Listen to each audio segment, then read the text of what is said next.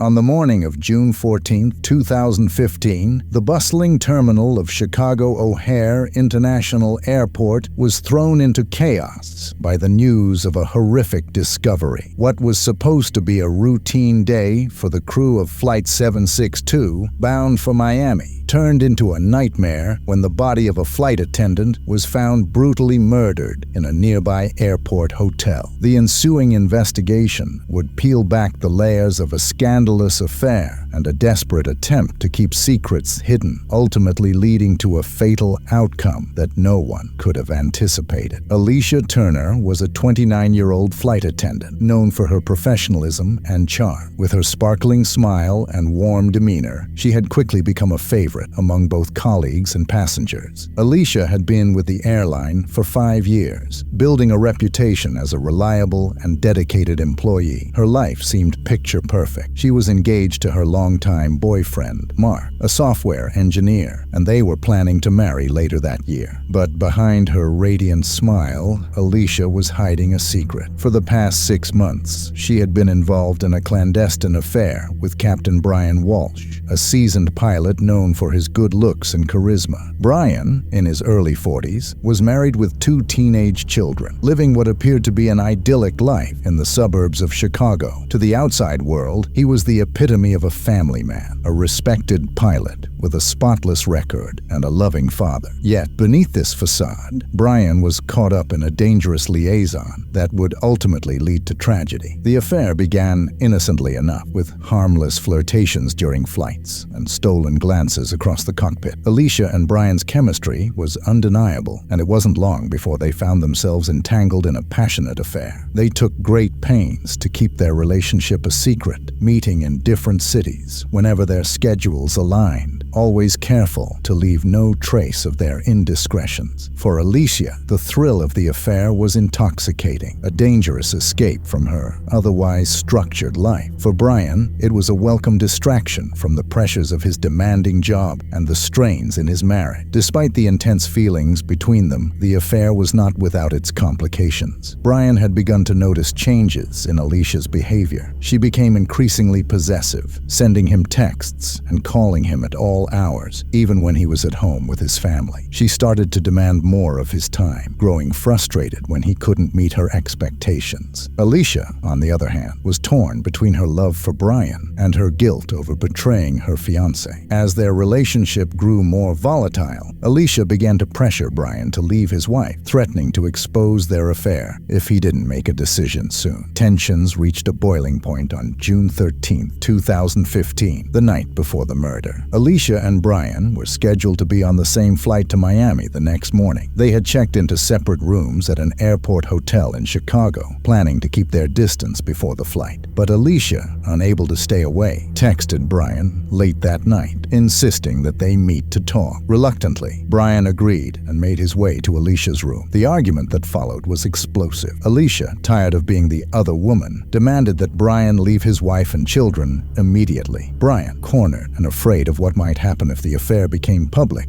tried to calm her down, but his attempts were futile. Alicia threatened to tell his wife everything, her voice shaking with anger and desperation. What happened next remains a matter of speculation, but the aftermath was clear. Early the next morning, Alicia's body was discovered by a hotel housekeeper. She had been strangled, the signs of a violent struggle evident in the disarray of the room. Panic spread quickly through the hotel, and within hours, the Chicago Police Department had cordoned off the scene, initiating a full-scale investigation. Detective Laura Manning, a seasoned investigator known for her keen intuition and no-nonsense approach, was assigned to the case. As she surveyed the crime scene, she couldn't help but notice the chaos left behind. A broken lamp, scattered clothes, and Alicia's phone, which had been smashed beyond repair. It was clear that whatever had transpired in that room was no ordinary crime of passion. The initial interviews with hotel staff revealed that Alicia had checked into the hotel alone and had not seemed particularly distressed. No one had seen her with anyone else that evening, and there were no signs of forced entry. The detective knew this meant the victim likely knew her killer. Detective Manning's first task was to piece together Alicia's last known movements and relationships. She quickly learned about Alicia's upcoming flight and began interviewing her colleagues, trying to understand if there was more to her life than what was visible on the surface. It didn't take long for Brian Walsh's name to come up. Several crew members mentioned noticing the unusually close relationship between the two, but no one suspected an affair, at least not publicly. The detective's interest was piqued. She knew from experience that affairs often led to motives strong enough to kill. As she dug deeper into Alicia's life, she uncovered a series of text messages and emails between Alicia and Brian, hinting at a secret relationship fraught with jealousy and tension. Manning decided it was time to bring Captain Walsh in for questioning. Detective Laura Manning arrived at the airline's crew lounge, where Brian Walsh was waiting with his lawyer, a stern-looking man named Daniel Brooks. Brian appeared calm, but his eyes betrayed a hint of nervousness. As Manning introduced herself and sat down across from him, she began with the basics, asking about his relationship with Alicia and his whereabouts the previous night. Brian, choosing his words carefully, admitted to knowing Alicia well, but denied any romantic involvement. He claimed they were merely colleagues and that he had gone to bed early after a long day of preparation for the Miami flight.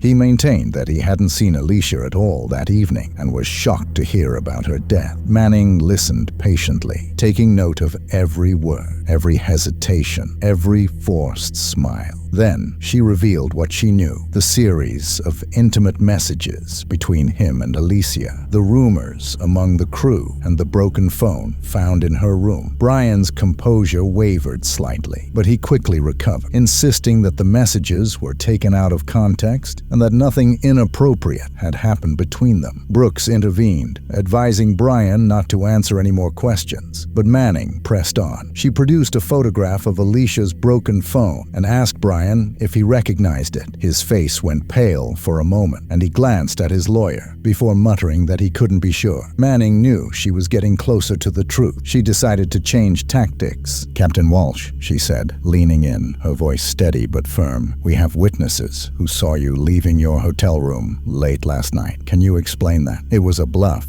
but Brian didn't know that. His eyes widened briefly before he composed himself again. I went for a walk," he stammered. "I couldn't sleep, but I never went to Alicia's room. I swear." Manning studied his reaction carefully. She knew there was more to the story. With Brian visibly rattled, she ended the interview, leaving him and his lawyer to stew over what had just transpired. As she walked out of the lounge, her phone buzzed with a new message. The forensic team had found something significant at the crime scene. She headed straight to the lab, where the lead forensic analyst, Dr. Sarah Collins, was waiting for her. "We found traces of skin cells under Alicia's fingernails," Dr. Collins began, handing over a report. "We ran a DNA test, and it's a match for Captain Walsh. It's not enough to convict him, but it's definitely enough to place him at the scene during the struggle." Manning felt a rush of adrenaline. This was the break she needed. "Anything else?" "We also found a small piece of fabric, likely from a uniform, near the bed. It matches the material used in the airline's uniforms." And Dr. Collins hesitated. "There was a faint imprint on Alicia's neck, consistent with a ring. We believe the killer was wearing it when he strangled her." Manning's mind raced. Brian always wore a distinctive ring on his right hand, one with the airline's logo engraved on it. She needed to confirm this connection. With this new evidence in hand, she returned to the station, where she received another call, this time from the hotel security team. They had managed to recover partial footage from a malfunctioning camera near the hallway leading to Alicia's room. Manning watched the grainy video closely. It showed a figure matching Brian's build entering Alicia's room around midnight and leaving almost an hour later. The footage was too blurry to use as solid evidence, evidence, but it corroborated the timeline she was building. Brian had lied about not visiting Alicia's room. Armed with this new information, Manning obtained a search warrant for Brian's hotel room. Her team combed through his belongings, finding nothing out of the ordinary until they checked his travel bag. Hidden in the lining, they discovered a pair of latex gloves and a dark-colored shirt with a faint, almost imperceptible stain. Preliminary tests indicated it was blood. Brian was brought back in for questioning, this time under arrest. His lawyer was furious, but Manning was relentless. "We found your DNA under her nails, Brian. We know you were there. We have the security footage placing you at the scene. It's over." Brian finally broke. He leaned forward, his face contorted with a mix of fear and despair. "It wasn't supposed to happen like this," he whispered. "I never meant to hurt her." Manning remained silent, letting him continue. "That night, she called me, said she needed to talk. She was upset, saying she couldn't take it anymore, that she was going to tell everything to my wife and Mark. I tried to calm her down, but she wouldn't listen. She was out of control." "What happened next, Brian?" Manning asked, her voice calm but insistent. "She grabbed my hand, started screaming at me to choose, to leave my family. I lost it. I grabbed her by the throat, trying to get her to stop. I didn't realize. I didn't mean to." His voice broke as the weight of his actions hit him. "She fell to the floor, and I panicked. I left. I just left." Manning stared at him, disgusted by his cowardice. She had heard enough. As she left the room, Brian's confession echoing in her ears, she knew there would be no happy ending for anyone involved. With Brian's confession in hand, Detective Manning knew she had enough to arrest him for Alicia's murder. But the case wasn't as airtight as she needed it to be. Brian's confession was full of vague details and half-truths, and without a clear motive for murder, the defense could argue it was an accidental death. Manning had to prove that Brian had intended to kill Alicia that night. She returned to the lab where Dr. Collins was waiting with the results from the bloodstain found on Brian's shirt. "It's Alicia's," Dr. Collins confirmed, "but it's not just a smear. The pattern suggests he was holding her close when the blood transferred. This wasn't just a quick struggle." Manning's mind raced. The pattern indicated a more prolonged, intimate contact, suggesting that Brian held on to Alicia even after she was injured. It hinted at intent, but still, she needed more. She decided to take a different approach and revisited the recovered footage. She had it enhanced as much as possible, looking for anything that might have been missed earlier. That's when she noticed it, a subtle detail. As Brian exited Alicia's room, he wiped his hands on the side of his pants. It was a small, almost imperceptible action, but it showed something significant. Brian had been aware of the blood on his hands and had tried to get rid of it. It indicated consciousness of guilt. Armed with this observation, Manning interrogated Brian again, focusing on his behavior after the murder. She knew he had tried to clean up, but why hadn't he reported the death? Why had he lied so extensively if it was just an accident? Brian, now visibly distressed, stumbled over his words. I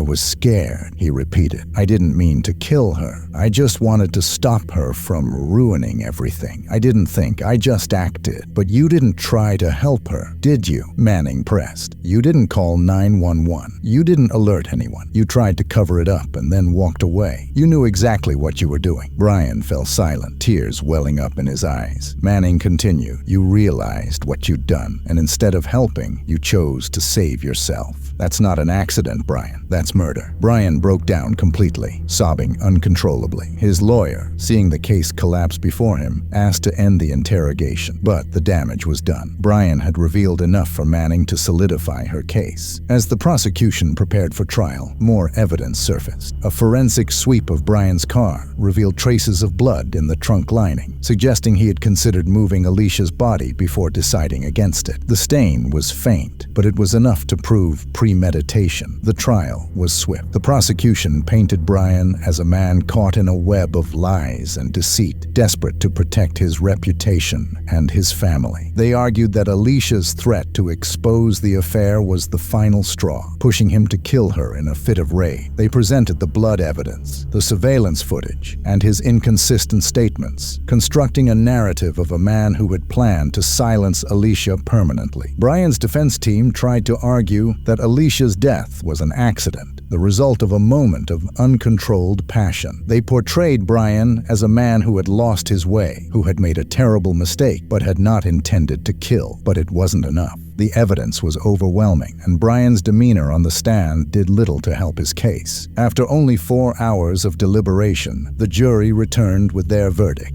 Guilty of second-degree murder, Brian was sentenced to 30 years in prison with no possibility of parole. As the sentence was read, he slumped in his seat, the weight of his actions finally crashing down on him. For Detective Manning, the case was closed, but the echoes of the tragedy lingered. Alicia Turner, a young woman full of life and promise, had died because of a man's selfishness and fear. Brian Walsh, once a respected pilot, now faced the consequences of his deadly choices. In the aftermath, the airline community was left reeling. The scandal had exposed the dark underbelly of what was once seen as a glamorous profession. Alicia's fiancé, Mark, devastated by her betrayal and death, left Chicago, unable to bear the memories. Brian's wife, faced with the reality of her husband's double life, filed for divorce and moved away with their children, seeking to rebuild their lives far from the shadow of his crimes. Manning filed away the case